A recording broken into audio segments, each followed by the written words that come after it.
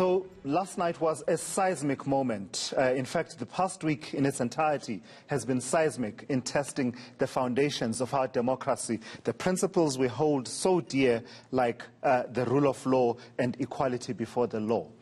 I suppose we can only say that, like the buildings in Japan that are built and designed to withstand an earthquake, the foundations of our democracy shook as the tectonic plates beneath our society moved, but remained standing firmly.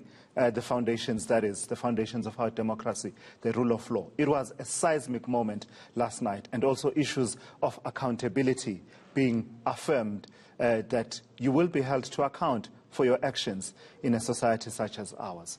Let's start our coverage of these seismic moments in our politics with Aviwe Mtila, who is out in KwaZulu-Natal. Well, a full physical and psychological assessment, an orange jumpsuit, and a prison number. That's what's likely in store for former President Jacob Zuma on day one as an inmate at the Estcourt prison in KwaZulu-Natal. The Minister of Justice and Correctional Services, Ronald Lamula, is expected to outline the processes relating to the execution of the Constitutional Court order for his incarceration. The ANC is meanwhile calling for calm from its members and to respect the decision that they say was taken by Zuma to abide by the rulings of the court. Senior reporter Aviwe Mtila has been monitoring the story. He joins us live now from the Estcourt Correctional Facility in KwaZulu-Natal. To say it's been a long night for you, Aviwe, and the team would be an understatement, but like the foundations of our democracy, you continue to stand this morning. Take us through what you know at this point about what has so far happened in the processes of admission and processing of the inmate Jacob Zuma at that correctional facility. Well, unprecedented times, Bratulas, in the democracy of South Africa. Who would have thought that a convoy with a presidential coat of arms would be going inside a prison to come and drop off one of their own? Essentially, that's what we saw at about 1:20 last night when former President Jacob Zuma was entering this gate accompanied by a convoy with that presidential coat of arms, which we understand was there to drop him off.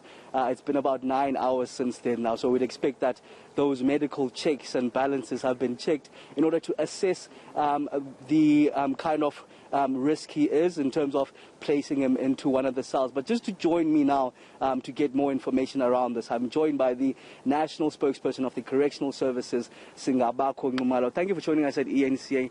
Mdomkulu, we hear that the former president is in isolation in the medical wing of the prison itself. Can you maybe give us more details about the condition of the former president?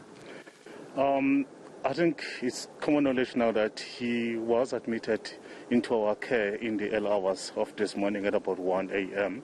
And then as per our regulations due to COVID-19, he had to go into the isolation section.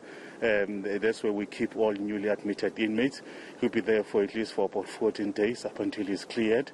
But that is also giving us an opportunity for other processes to continue, which involves the assessment for healthcare, mental state, vulnerability, the risk involved, suicide risk, and that will take some days. But as a department, what is key is to ensure that he is kept safe and that we're able to respond to immediate needs. Okay, now there was a lot of confusion yesterday, especially in the late hours, around where he'd be incarcerated, given that the justice...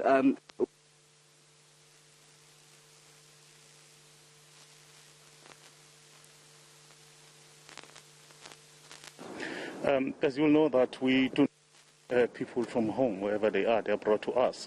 And Section 6 of Correctional Services Act gives us that law to say a newly incarcerated person or someone who's just been sentenced can report to a correctional facility. They have to admit that person. Then after that, they must then assess. Then the person will then be moved to a suitable facility. So that happens across all 243 facilities in the country. But then that Section 6 of the Correctional Services Act does grant us that leeway to say where a person can be admitted, irrespective of what the committal order will say. Yes, we've got to respect that. Hence, then we need to even go to it to say what else is it saying, under which section, is the person sentenced. Then we need to do that and follow as is. What's important as well is to make it a point that the sentence is served by the person sentenced by a court of law, and that in whatever that we do, we comply with the regulations as stated in the Correctional Services Act. Okay, I just want to get more clarity. So it was the former president who decided to come here to serve his sentence at the Estcourt Correctional Services instead of that committal order that was given by Justice Kapembe. And will the former president then finish off his sentence here, or is there a chance of him going according to that committal order that was given by the Constitutional Court?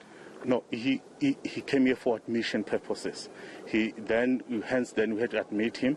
He must be assessed. After that, the outcome of that assessment will then determine the suitable facility which will house him, because he has to be classified. Is he medium risk or low risk? Is he having vulnerabilities? When can we best take care of those vulnerabilities? Is it healthcare or otherwise? So you look at all of those, then decide to say this is the best suitable facility which can then keep this person. I'll give you a typical example.